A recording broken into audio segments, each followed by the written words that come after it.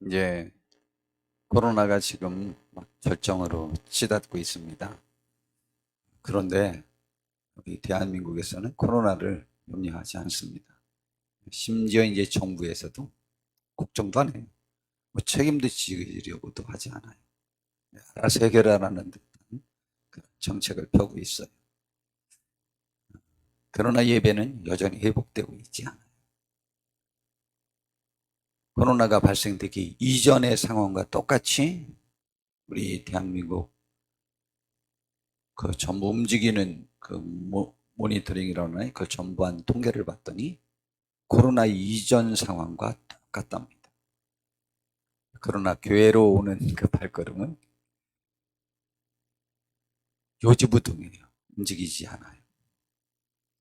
그런데 오늘 이렇게 주님 앞에 나와서 예배하는 귀한 우리 성도님들 얼마나 감사한지 모릅니다.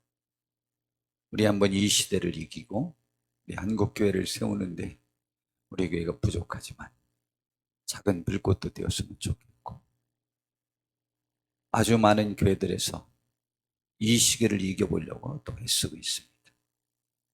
큰 교회는 큰 교회대로 할 일이 있고 작은 교회는 작은 교회들이 또 할 일이 있을 것이라고 생각합니다. 우리의 교회가 또 할 일은 또 감당할 수 있으면 좋겠습니다. 그 일에 저와 우리가 본이 되기를 진심으로 바랍니다. 많은 사람들이 이런 말을 합니다. 저도 어렸을 때 너무 많이 들으면서 자랐네요. 저는 저의 가장 나이가 어렸을 때의 기억이 교회에서의 기억입니다. 제가 머리가 나빠서 저의 기억은 약 5살 정도의 것이 제일 최초의 기억이요. 교회에서 그 교회가 이렇게 기억에 남습니다. 뜰락이 있었고 뜰락에서 제가 이렇게 파면서 놀고 있고, 그러면 이제 예배를 끝나고 저희 어머님이 나오시고 또 목사님이 나오시면 사연아 하고 부르면 제가 목사님께 가면 사탕을 주셨어요. 아마 5살 정도 됐을 것 같습니다. 우리 한국교회 참 아름다운 것이죠. 그런데 제가 그렇게 전 저녁 예배도 다 나갔습니다. 어려서부터. 왜냐하면 저희 어머님이 데리고 가셨는데 그렇게 지금 교회 가는 게 좋았어요. 그래서 아마 5살 때부터 저는 저녁 예배도 거의 다 갔던 것 같아요.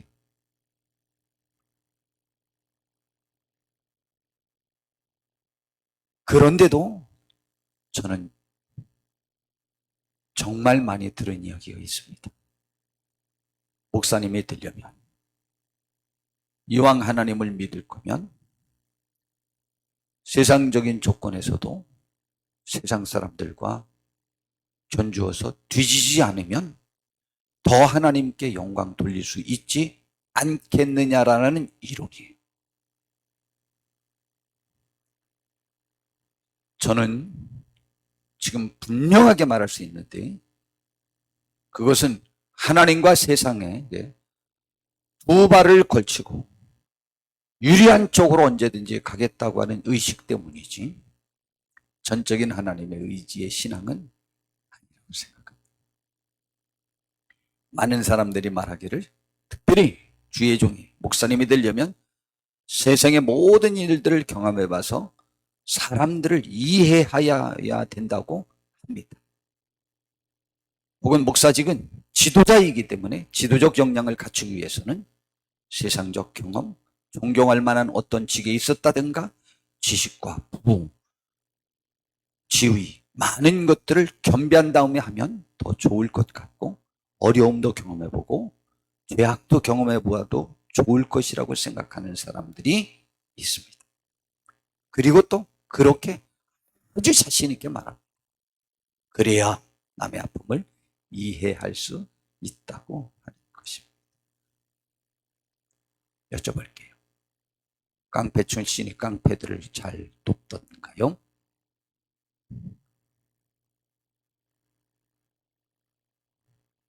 제가 이런 목회를 시작하게 된 데 가장 영향력을 미친 사람이 데이비드 윌크슨 목사님의 거리의 목회 생활. 나중에는 보이스사에서 십자가와 깡패로 다시 번역을 했어요. 그분이 미국의 할렘가의 그 불량 청소년들을 인도하는, 성령님의 인도함으로 인도하는 그 과정을 그린 거예요. 거기까지만 제가 봤는데 지금은 미국에 있는 목사님들 중에 거의 우리나라에서 제일 인기 있는 목사님 중에 한 분이 됩니다. 제가 목회를 시작한 지 20, 30년이 지난 다음에 봤는데 그분이 미국에서 제일의 청년 사역자가 되었다는 사실을 그를 통해서 알았어요. 저는 그분이 초기 그 사역 그 기록만 봤어요. 그리고 제가 신림동에서 그 비슷한 사역을 하고 싶어서 시작했던 사람. 그분은 목사님 아들로 자랐고 시골에서 목회를 잘하고 계시던, 싸움도 한 번도 안 해봤던 사람.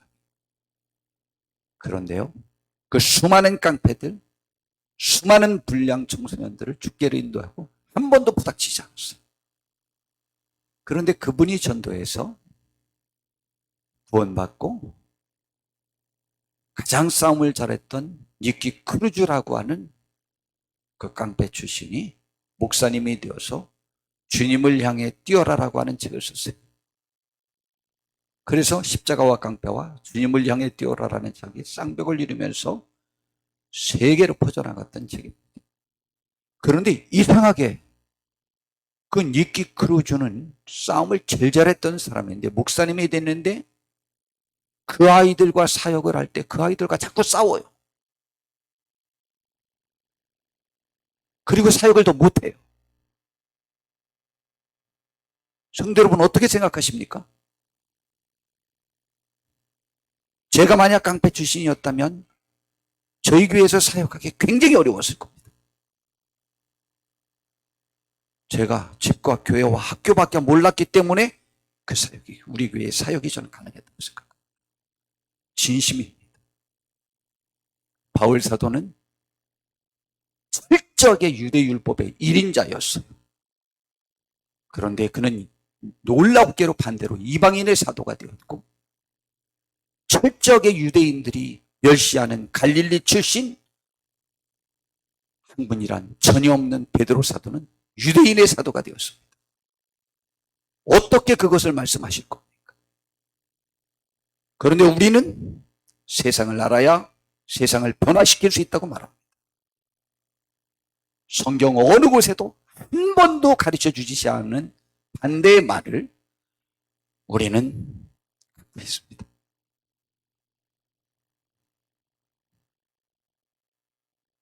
그래서 어떤 분들이, 특별히 신학생들이 세상 공부를 많이 하고 돌아오면 더 훌륭한 목사가 되지 않겠느냐고 갔지만 그거는 하나님의 나라에 대한 확신이 없었기 때문에 나온 이론이었지, 생각이었지, 세상에 대한 호기심, 쾌락에 대한 호기심, 그 대학에 대한 호기심 때문에 갔던 것이지 하나님 나라의 확장을 위한, 그들을 정복하기 위한 강력한 꿈을 갖고 한 것이 아니었던 것이죠.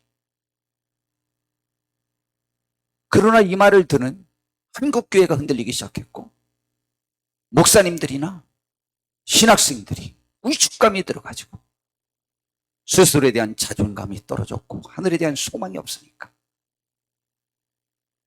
그 말이 옳은 거지 하면서 열등감에 사로잡히고 성도들을 대할 때도 두렵고 내가 뭐 하는 게 있어야지, 하늘을 모르기 때문에 내가 아는 것 없다고 생각하는 것이지, 하늘만 알았더라면 그것을 알려주고 싶어서 그 누구를 대해도 두려움이 없고 당당했을 것입니다. 하나님을 만나지 못해서, 주님을 제대로 만나지 못해서 일어나는 현상인 것을 깨닫지 못하고 우리를 위하는 듯한, 충고하는 듯한 사탄의 음성에 사로잡힐 때가 많습니다. 우리 베드로를 통해서 하나님의 사람들의 특질을 살펴봤습니다. 그들에게 있는 특질이 있습니다. 정말 독특한 특질이 있어요. 부름받기 전에 그들은 그들의 직업이 있었습니다. 직업은 다양했습니다. 신분도 다양했습니다. 그런데 그 직업에서 그들은 생명을 바쳤던 사람들입니다. 예를 들어서 다윗 왕을 보면 그 형들이 조롱했잖아요. 몇 마리 되지 않는 양. 그것을 지키느라 곰과 사자와 생명을 내걸고 싸워서 그 양들을 지킨 사람입니다. 모세는 40세까지 애굽 공주의 아들로서 애굽 궁중의 모든 것을 배워 익혔습니다. 학문, 무술, 전략, 모든 것, 정치 다 배웠습니다. 부계자 1순위였었다고 많은 학자들이 생각합니다. 최선을 다해서 1인자가 됐어요. 40세 이후에 쫓겨나서 그가 80세까지 미디안 광야에서 그의 아버지 장인어른 이드로의 양을 쳤습니다. 양을 칠 때 그 양들을 최선을 다해서 쳤습니다. 최선을 다해서 치는 그 삶의 현장에서 하나님의 부름을 받았어요. 베드로도 바울 사도도 그가 가지고 있는 생각들에 직업들에 최선을 다하는 현장에서 주님의 부름을 받았어요. 그리고 부름받은 사람들의 특질이 뭐가 있는지 압니까? 굉장히 정의로웠어요. 죄에 대해서 굉장히 민감했습니다. 너무너무 정의로웠어요. 그뿐만이 아니고 그들은 일찍부터 하나님을 알았어요. 그리고 하나님의 말씀에 지배를 당하고 있었어요. 그리고 기도를 했고 성전에 출입을 자주 했던 사람들이었습니다.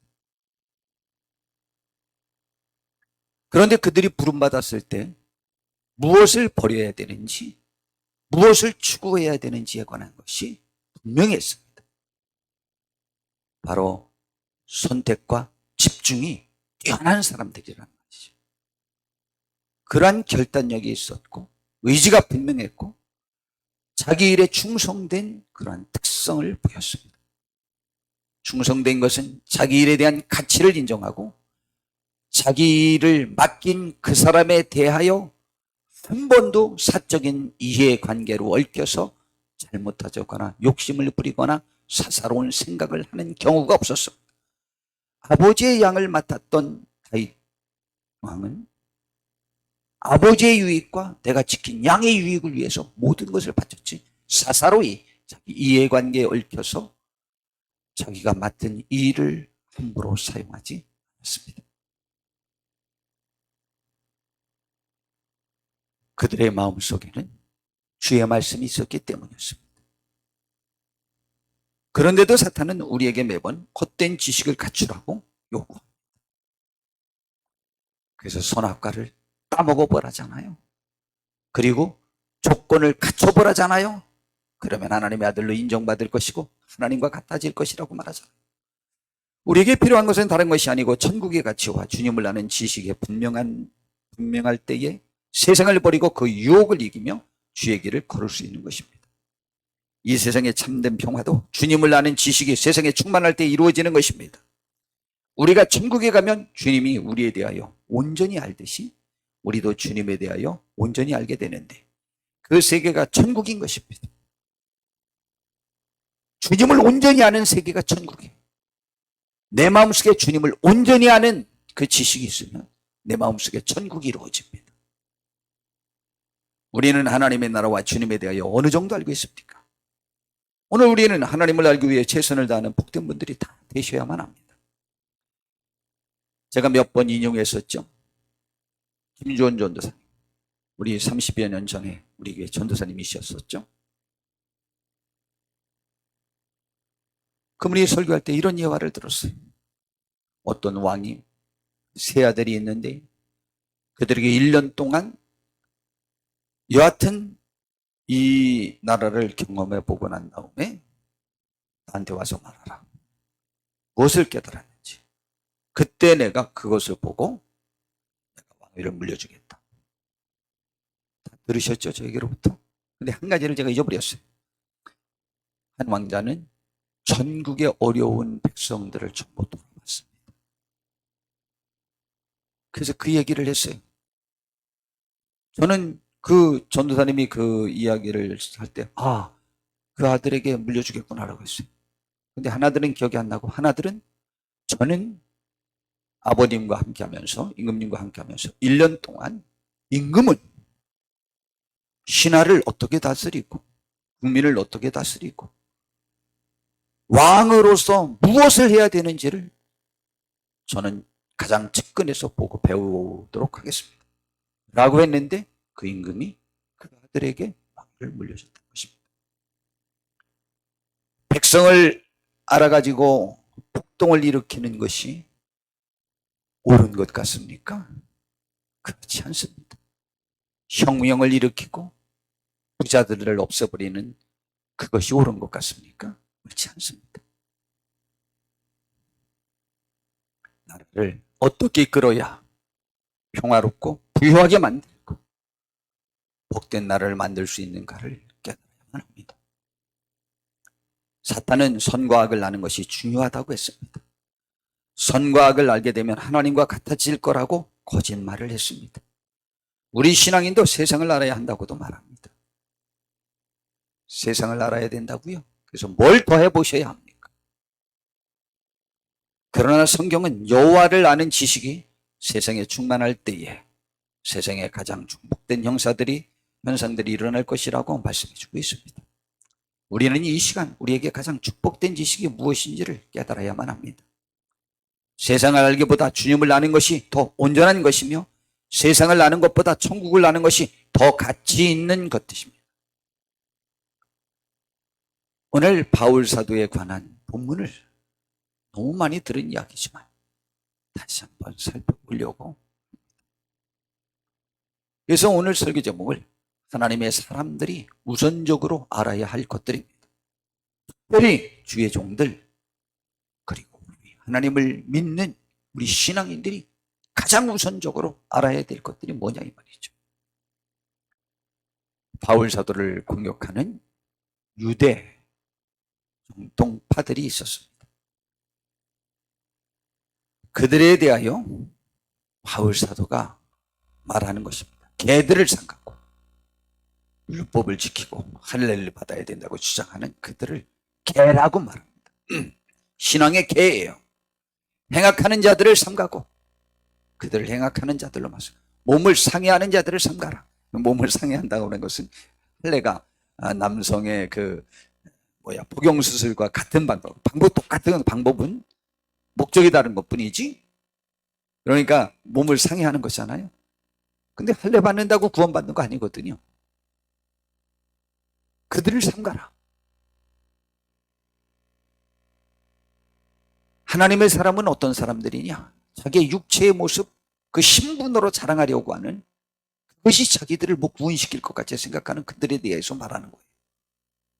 하나님의 성령으로 봉사하고 신분과 그런 지위와 그런 자기 몸의 어떤 것들로 자기가 하나님의 일을 하는 줄 아는데 하나님의 일은 하나님의 성령님이 함께 하셔서 성령님에 의해 지배를 당하여 일을 하는 사람이 내가 하는 것이 아니고 내 힘으로 하는 것이 아니고 내 지식, 내 능력, 내 물질로 하는 것이 아니고 다 하나님이 나에게 하게 하셨다라고 하는 그 의식이 있는 사람, 그거로 봉사하며 그리스도 예수님을 자랑하려고 나의 신분, 나의 조건을 자랑하려고 하지 않는 사람, 그리고 육체를 신뢰하지 아니하는 우리가 곧 할례파라. 자기 자신을 신뢰하는 게 아니에요. 하나님의 은혜를 신뢰하고 따르는 그 사람들이 진정한 할례파다. 진정한 하나님 백성이다. 그렇다고 해서 내가 그들보다 자랑할 것이 없어서 괜히 이것만 내세우는 거로 생각하느냐? 천만의 말씀이다. 그러나 나도 그들이 육체를 신뢰할 만하면, 만일 누구든지 다른 이가 자기 육체를 신뢰할 것으로 말한다면 나는 그들보다 배가 뛰어나다. 배가 뭐예요? 최고인데. 나는 8일 만에 할례를 받고 그들과 똑같이 이스라엘 족속이요, 그들과 똑같이 베냐민 지파요, 완전한 정통성이 있는 지파요, 히브리인 중에 히브리인이요, 율법 이루는 그들이 최고 존경하는 바리새인이요, 열심으로는 교회를 박해하고 율법의 의로는 나보다 흠이 없는 사람이 있으면 나와봐.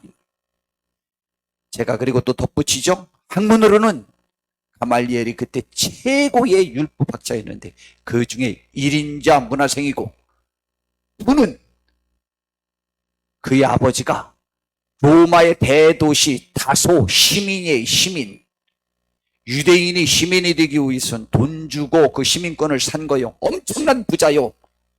로마 시민권을 지녔으니 권력과도 줄을 댈 수 있는 사람이요. 로마 총독도 그를 함부로 건드릴 수 없는 대상이 되어버렸어요.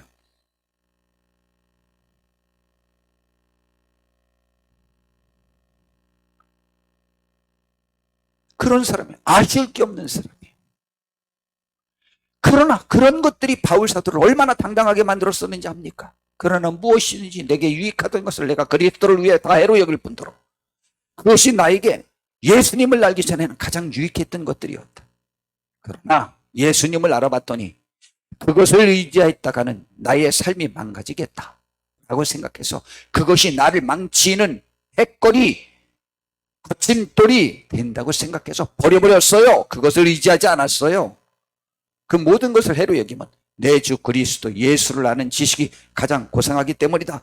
가장 고상하다라는 표현을 제가 다른 번역들 본으로 말씀드렸죠. 공동번역에서는 예수님을 아는 지식이 무엇보다도 존귀합니다. 새 번역에서는 그리스도를 아는 지식이 가장 고귀함으로, 현대인의 성경에서는 그리스도 예수님을 아는 지식이 훨씬 더 가치가 있기 때문이다.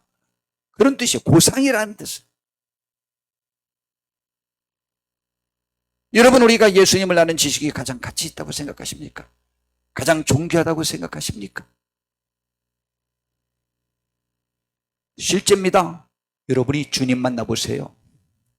이 세상의 가치가 우리 속에 조금도 견줄 수 있는 가치가 되지 않을 겁니다. 진짜입니다. 천국의 평화를 맛보면 이 땅의 어떤 것도 우리를 지배할 수 없어요. 홀린 것이 아니에요. 비교가 되지 않는 가치를 볼 수 있어요. 바울 사도가 주님을 만났거든요. 주님 만난 거, 책망하는 주님을 만났어요. 그래서도 주님이 자기를 책망해 준 것이 자기의 삶의 전체를 변화시켰어요. 미워하는 사람은 책망도 안 해요. 그래서 내가 그를 위하여 모든 것을 잃어버리고 배설물로 여기면 그 예수님을 나는 얻고 싶어서, 예수님의 나라가 천국이요. 천국. 그의 가치를 얻고 싶어서 그 안에 있는 사람으로 내가 발견되려 함이라. 그분의 사람으로 내가 인정받고 싶다. 내가 가지는 있는 율법에서 난 것이 아니야. 난 율법적 의로는 흠이 없는 사람이지만, 그러나 그 율법을 제일 잘 지켰을 때 바울 사도는 가지도 진 죄를 뒷발질하는 아픔이 사실은 있었어요. 말을 길들일 때 뒷발질을 하는 버릇을 고치기 위해서 말 조련사가 긴 창 같은 것에서 끝에 이렇게 채를 갖고 있으면 이렇게 그 꼬쪽한 쇠 채를, 그래서 지가 뒷발질 탁 하면 그거를 갖다 대면서 탁 찔리고 그냥 몇 번 당하고 나면 이제 못하는 거. 날뛰면 지만 아프다라는 뜻입니다. 예수님이 바울 사도를 만났을 때 26장의 표현에 보면 사울아 사울아 내가 왜 나를 박해하느냐, 가시 돋친 채를 뒷발질하기가 너에게 고통이니라. 그래서 바울 사도는요, 예수님을 박해하면 할수록 자기의 심령의 고통이 심해졌어요. 그런데도 견딜 수가 없어서 그 일에 매진했던 거예요. 그 양심의 고통과 탄식을 주님이 해방시켜 주신 거예요. 모르니까 답답하니까 그 일에 그냥 잊으려고 매진했던 거죠.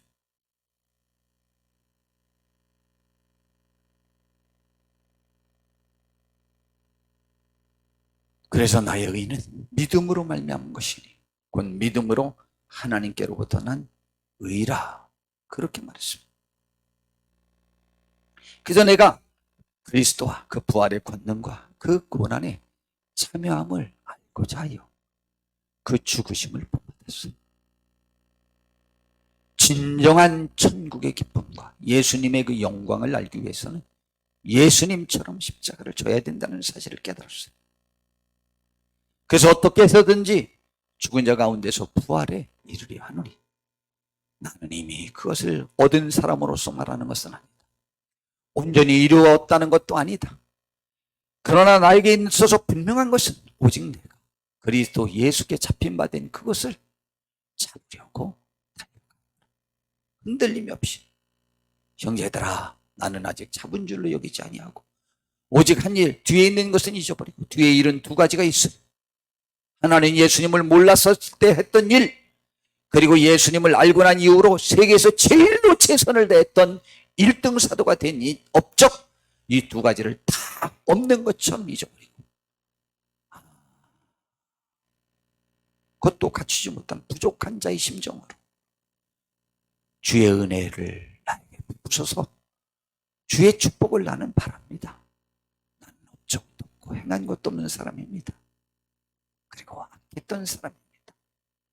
그러니 주님이 불러주셨습니다. 나를 상 주겠다. 나는 그것을 잡으려고 표대를 향하여 목표를 정해놓고 버릴 것은 다 버렸고 목표를 정해놓고 표대를 향하여 그리스도 예수 안에서 예수님을 믿고 예수님의 가르침 안에 있어야만 합니다. 하나님이 위에서 부르신 상 주시려고 부르신 부름의 상을 위해서 자기는 지금도 뒤의 일을 다 잊어버리고 내 업적에 도취되지 아니하고 내 과거의 죄악에 사로잡히지도 아니하고 달려가노라 그렇게 했습니다. 그러면서 진정하게 성숙된 신앙인이 어떤 사람이냐, 그러므로 누구든지 우리 온전히 이룬 자들은 진정한 신앙인은 온전한 신앙인은 나와 같이 이렇게 생각할지니 만일 어떤 일에 너희가 달리 생각하면 그 율법을 지키는 유대인처럼 생각한다든가 그렇게 생각하면 하나님이 이것도 너희에게 잘못된 것임을 깨닫게 하고 이끌어 주실 것이다. 오직 우리가 어디까지 이르렀던지 지금 주님을 섬기고 그 표대를 향하여 달려가는 그 일에 전념할지라 그대로 행할 것이라.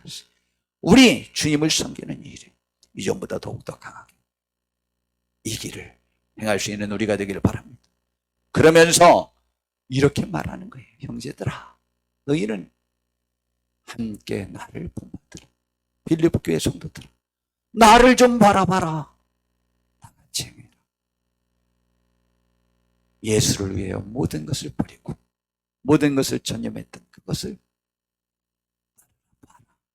너희가 우리를 본받은 것처럼 그와 같이 행하는 자들을 또한 나와 함께하는 그 성도들과 사역자들을 눈여겨봐라. 내가 여러 번 너희에게 지금 말했는데 이제도 눈물을 흘리며 말하는데 여러 사람들이 그리스도의 십자가의 원수로 지금 행하고 있다. 너희들이 하나님의 뜻대로 못 살고 있다.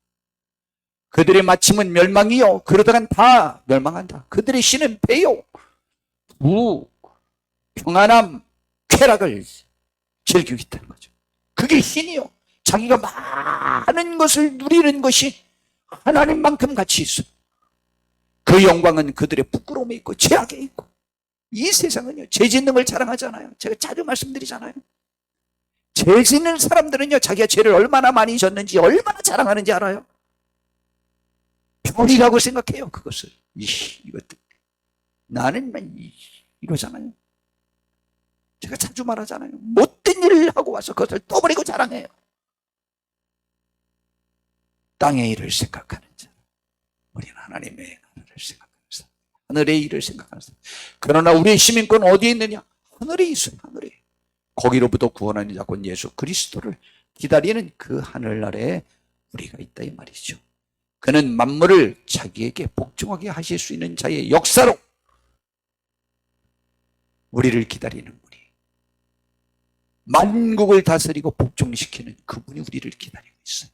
그분의 힘으로 능력으로 우리의 낮은 몸을 자기처럼 형체와 같이 변하게 하시리라. 예수님과 똑같은 영광을 우리에게 주시겠다는 거예요. 감사하지 않아요? 바울 사도는 이 하늘의 축복을 아는 사람이었어요. 그래서 그렇게 할 수 있었어요.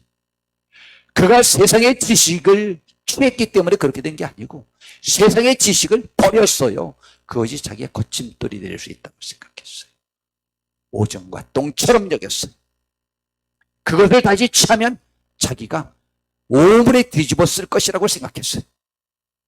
그런데 그것을 지금 알아야 된다니. 그게 무슨 말이요?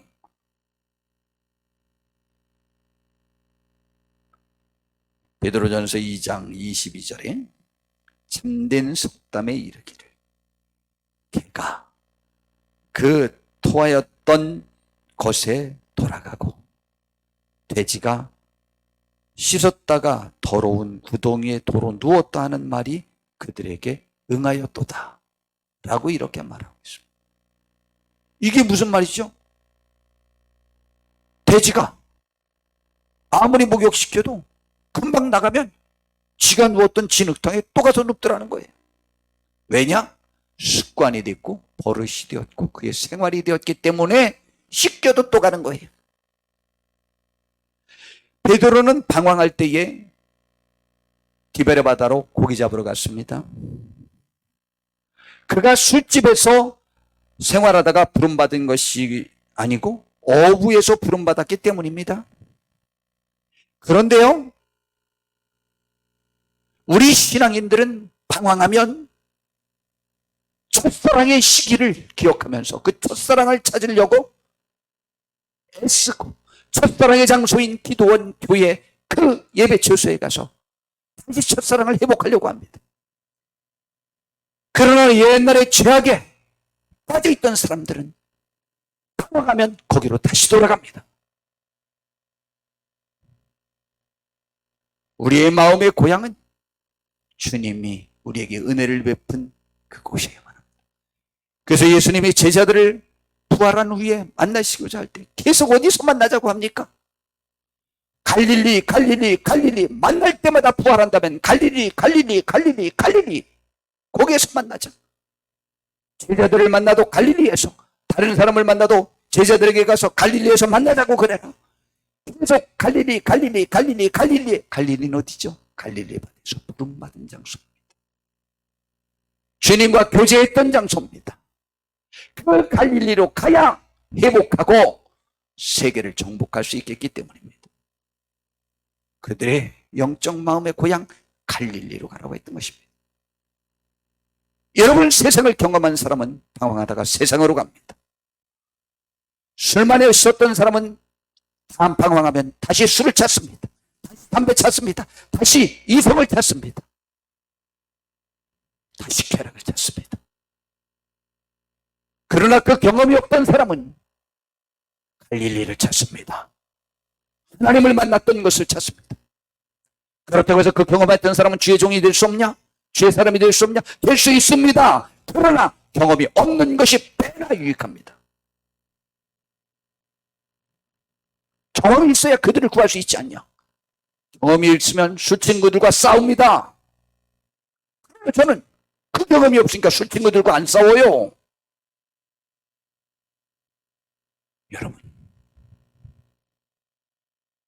모든 일이 그렇습니다. 참 이상하지 않아요? 그런데 사탄은 지금도 우리를 매번 유혹합니다. 넘어뜨리려고 하는 속삭임에 넘어갑니다. 주님을 깊이 만나세요. 더 기도하세요. 천국을 보여달라고 하세요. 나의 방황을 그치게 해달라고 기도하세요. 진정한 평화의 왕국은 어디에서 이루어지는지 알아요? 제가 이것을 말씀을 또 전했었습니다. 이사야 11장 1절에 우리가 잘 아는 대로 이리가 어린 양과 함께 살며 표범이 어린 소와 함께 누우며 하는 중 이야기가 나오잖아요. 평화의 왕국이죠. 독사들과 어린이들과 같이 지내고. 그런데 그러한 모든 일이 벌어지는 평화의 나라가 이루어지는 원인이 뭔지 알아요? 내 거룩한 산 모든 곳에서 해됨도 없고 상함도 없을 것이니 이런 평화의 나라. 이는 물이 바다를 덮음같이 여호와를 아는 지식이 세상에 충만할 때 이루어지는 현상이지 세상을 아는 것이 충만할 때 이루어지는 현상이 아닙니다. 세상을 알면 그 유혹에 빠져서 함께 멸망합니다. 여호와를 아는 지식이 세상에 충만, 물이 바다를 덮음같이 세상을 다 하나님의 나라를 제대로 아는 지식이 덮여지면 천국이 이루어지는 것입니다. 또한 우리의 믿음이 어린아이 같은 데서 벗어나서 장성하고 온전한 신앙인이 되는 길은 주님을 온전히 아는 것과 주님의 온전한 가르침인 사랑을 실천하는 길입니다. 고린도전서 13장이 사랑장이라고도 해요. 은사장의 마무리죠. 좌우지간 사랑은 언제까지나 떨어지지 아니하되 예언도 패하고 방언도 그치고 지식도 패하리라. 우리가 부분적으로 알고 부분적으로 예언하니 온전한 것이 올 때는 부분적으로 하던 것이 패하리라. 지금은 우리가 아무리 예언의 능력이 강해도 완전하지 않아요. 온전한 것은 천국을 말합니다. 내가 어렸을 때에는 말하는 것이 어린아이와 같고 깨닫는 것이 어린아이와 같고 생각하는 것이 어린아이와 같다가 장성한 사람이 되어서는 어린아이의 일을 버리게 되죠. 그런데 이 장성한 신앙의 장성한 분량이 온전히 이루어지는 것은 어디냐? 우리가 지금은 거울로 보는 것 같이 힘이 하나. 예수님을. 옛날에는 동거울이었어요. 그러니까 힘이에요. 그때는 얼굴과 얼굴을 대어볼 것이요. 누구를? 예수님을. 그때는 언제요? 지금 우리가 예수님을 얼굴과 얼굴을 맞대고 있어요? 아니요. 천국 가야만 가능합니다. 지금은 내가 부분적으로 하나 그때는 주께서 나를 아신 것 같이 내가 온전히 알리라. 예수님이 나를 지금 온전히 아는 것처럼 내가 예수님을 온전히 아는 곳이 어딘지 알아요? 그것이 천국이요. 우리가 이 세상에서 사는 동안에요. 죽음의 고비, 십자가의 고비가 매번마다 있다고 할지라도 우리가 예수님을 온전히 알면 우리는 우리의 심령에 천국이 형성됩니다. 그러니 세상을 이길 수 있죠. 여러분, 예수님을 온전히 아는 것이 천국이요. 천국의 특징 중에 하나가 예수님을 나도 온전히 아는 거예요. 얼굴을 맞대고 있어요, 항상. 그게 천국이요. 이 세상에서 우리가 그렇게 살 때 천국이 이루어지는 거예요. 세상을 온전히 알 때? 아니요. 세상의 가치를 하나님의 관점으로 알아야죠. 세상의 관점으로 하나님을 판단해서는 안 돼요.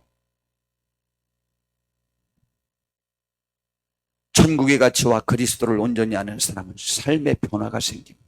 어떤 변화가 생기는지 알아요? 마태복음 13장에 봤더니 천국은 마치 밭에 감춘 보화와 같으니 사람이 이를 발견한 후 숨겨두고 기뻐하며 돌아가서 자기의 소유를 다 팔아 그 밭을 사느니라.